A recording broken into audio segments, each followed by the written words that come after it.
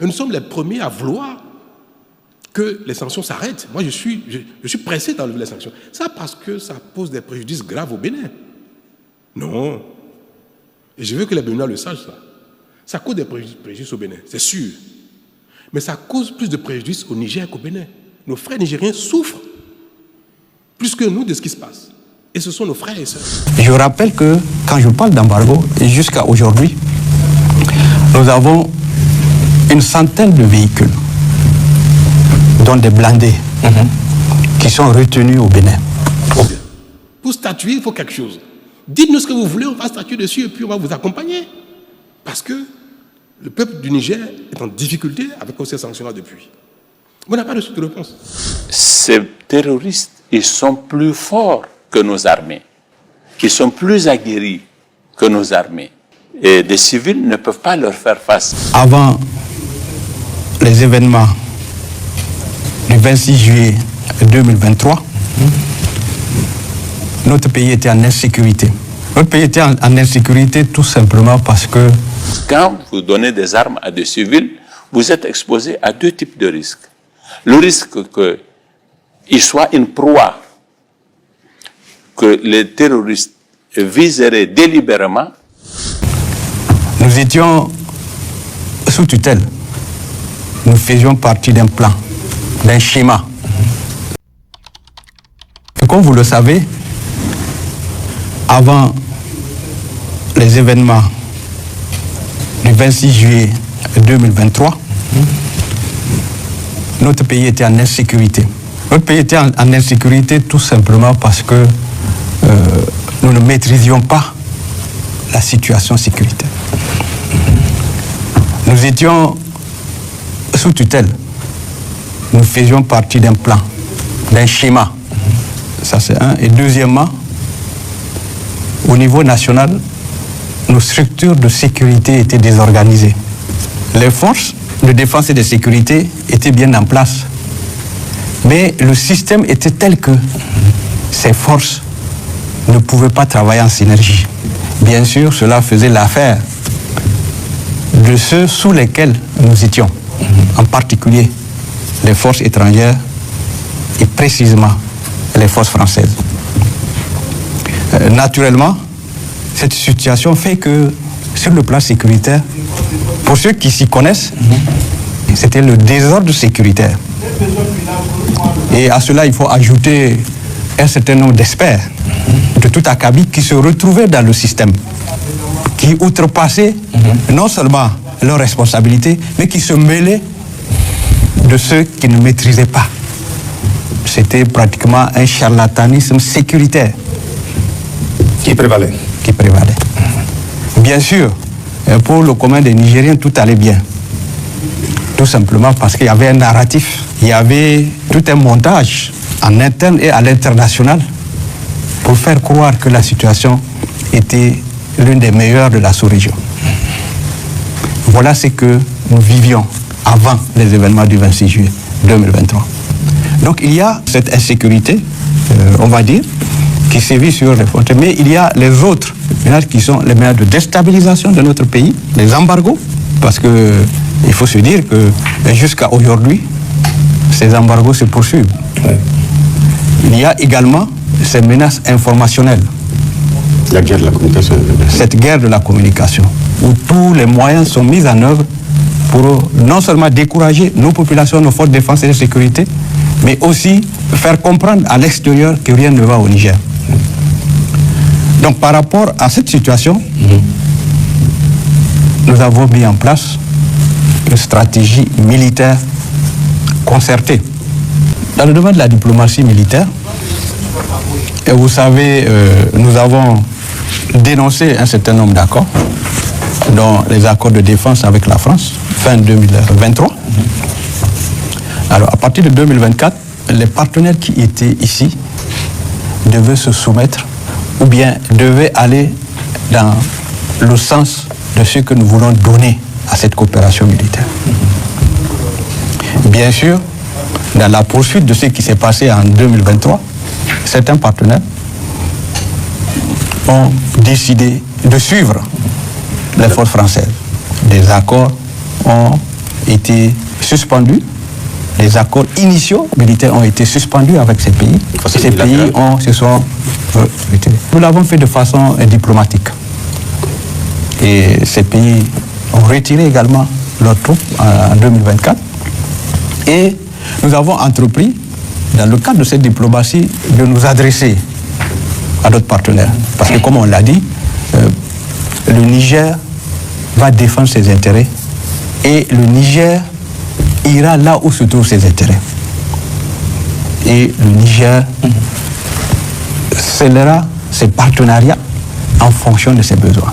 Alors, dans ce cadre, nous avons entrepris de nouvelles relations militaires avec un certain nombre de pays, notamment la Chine, qui était déjà un ancien partenaire, mais qui a renforcé sa coopération avec nous. Un attaché de défense qui n'a jamais été mis en place ici et a été nommé. La Turquie également a nommé un attaché de défense au Niger. Nous avons aussi, dans la même foulée, établi des contacts avec l'Iran, avec des pays comme l'Égypte, etc., etc. Donc nous avons de nouveaux partenaires. Et la Russie, parce que vous n'en avez pas fait cas? Oui, la Russie, c'est déjà un acquis, c'est un partenariat qui existait depuis avant les événements du 26 juillet, mais c'est un partenariat qui était en léthargie. D'accord. Qui a été renouvelé, qui a été renforcé. Nous sommes dans la Confédération AES avec nos frères du Mali et du Burkina Faso. Il était question de la mise en place d'une force conjointe et des opérations militaires mixtes entre les trois pays pour lutter efficacement contre le terrorisme et la criminalité transnationale organisée. Où en sommes-nous sur ces différents points précis, monsieur le ministre d'État? Oui, l'avènement de l'AES, vous savez, est parti de cette question de défense. Nous sommes dans un même espace, nous faisons face au même type de menaces, notamment cette menace de groupes criminels. Il fallait mutualiser nos efforts. Parce que lorsque vous avez un terroriste qui quitte un pays pour aller dans l'autre, quand il est pourchassé, vous ne pouvez pas être en sécurité. Oui, ça c'est sûr. Alors, en plus de ça, vous vous souvenez de la guerre de la CEDEAO contre notre pays. N'eût été la prise de position du Burkina Faso et du Mali, ces pays allaient nous agresser. Ce qui fait que la création de l'Alliance des États du Sahel, cette création est notre passeport pour la sécurité. Nous avons désormais un espace de défense et de sécurité qui s'étend de Bosso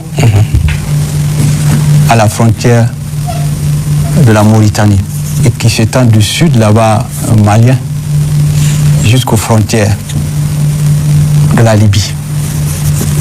Dans cet espace commun, nos forces pourront désormais intervenir ensemble. Ou bien une force peut faire appel à l'autre qui a des moyens un peu plus stratégiques pour défendre. C'est nouveau, c'est original et c'est sécurisant pour notre espace et pour nos populations. Donc l'Alliance des États du Sahel, dans son opérationnalisation, le volet défense a déjà travaillé et mis en place un certain nombre de planifications, notamment au niveau des forces armées des trois pays. Et les différents chefs d'état-major des armées se rencontrent régulièrement pour peaufiner cette coordination. Et la force unifiée, qui est pratiquement prête, cette force unifiée a un effectif de 5000 hommes.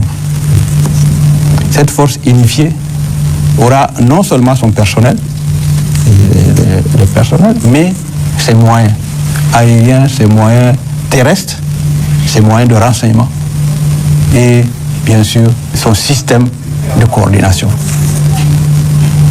Et ce serait une force expéditionnaire, une force qui peut être déployée partout sur l'espace de l'AES.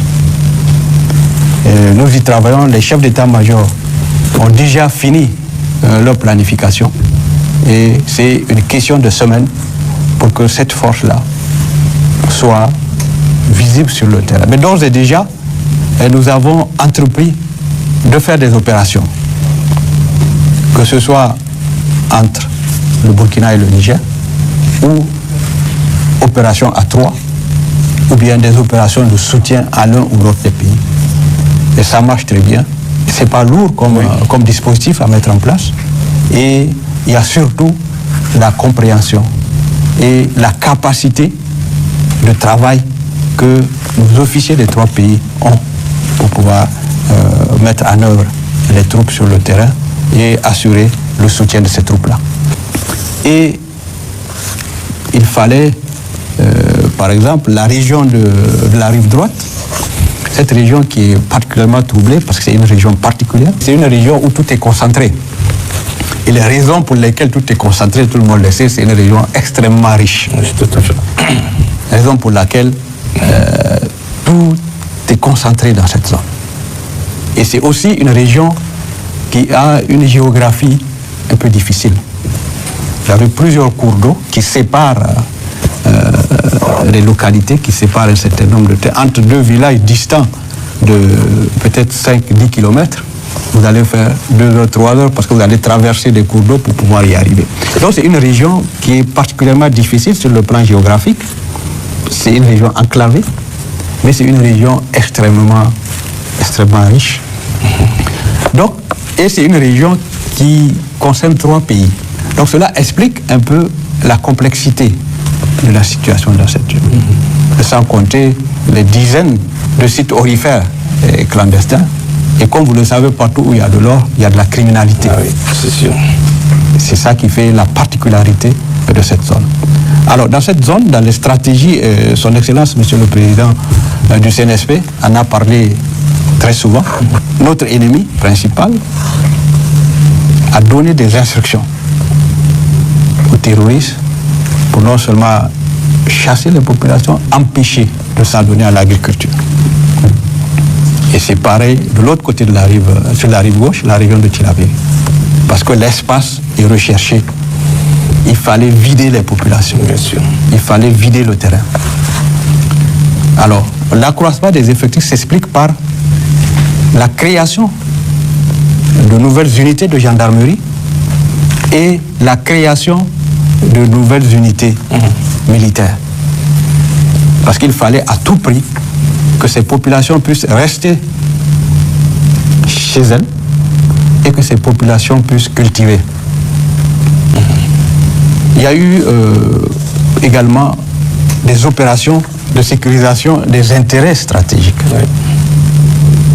C'est la protection de tout ce que nous avons, les sites miniers, les sites pétroliers. Il y a aussi, bien sûr, les pipelines, même si il y a encore des actions de sabotage qui sont perpétrées.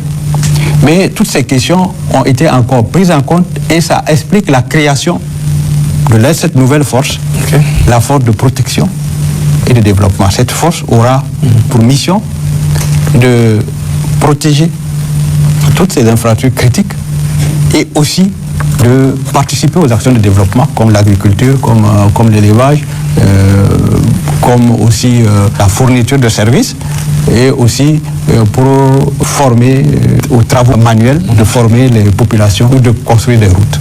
C'est une force spéciale qui dépend de l'état-major des armées, à l'image des sapeurs-pompiers, à l'image de l'armée de l'air. Oui.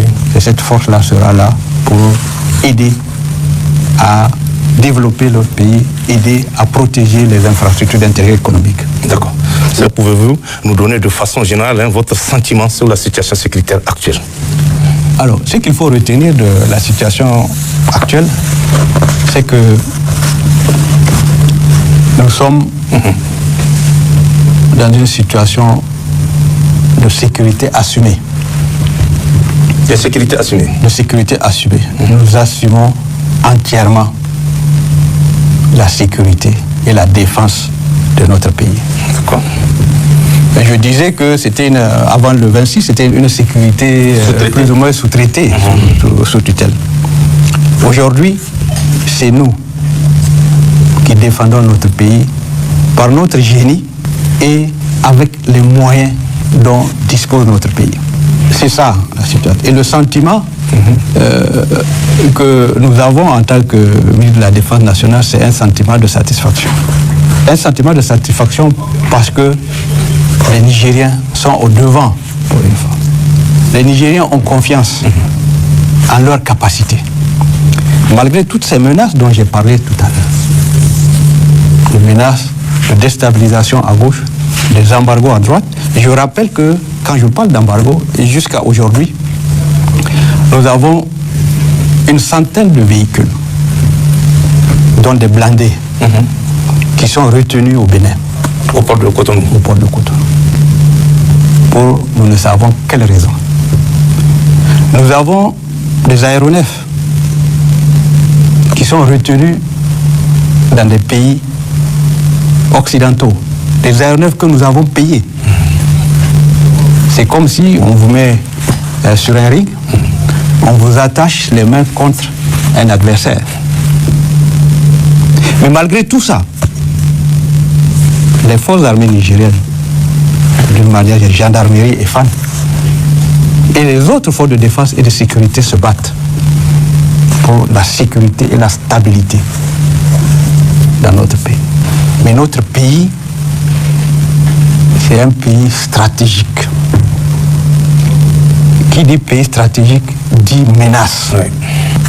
Par exemple, vous regardez, vous cherchez, dans les pays africains, parmi les pays africains, ou même dans le monde, il est rare de trouver un pays qui a toutes les sources d'énergie.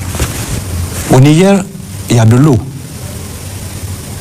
Le fleuve, bien sûr, les cours d'eau. Nous avons de l'eau souterraine. L'eau est une source d'énergie. Au Niger, il y a du pétrole. Ça, tout le monde sait. Tout le monde le sait, c'est sûr. Au Niger, 365 jours par an, il y a du soleil. Au Niger, il y a de l'uranium. Et quand on regarde toutes les guerres du monde, c'est la source d'énergie. Tout à fait. Raison pour laquelle, au Niger, il ne faut pas voir le superficiel, il faut voir ce qu'il y a autour. Et par rapport à ça, nous devons continuer de nous organiser. Nous devons continuer de prendre en charge notre sécurité, d'investir dans la sécurité et la défense de nos territoires. Donc, c'est une satisfaction et c'est pour cela que tous les Nigériens doivent être engagés. Face aux menaces, nous qui sommes les forces de défense et de sécurité, mais aussi de sensibiliser et d'informer le reste de nos populations pour que les gens comprennent que ce bien-là que nous avons, à aucun prix, nous devons le laisser à quelqu'un d'autre. Celui qui veut, il peut collaborer avec nous, mais il ne le prendra pas.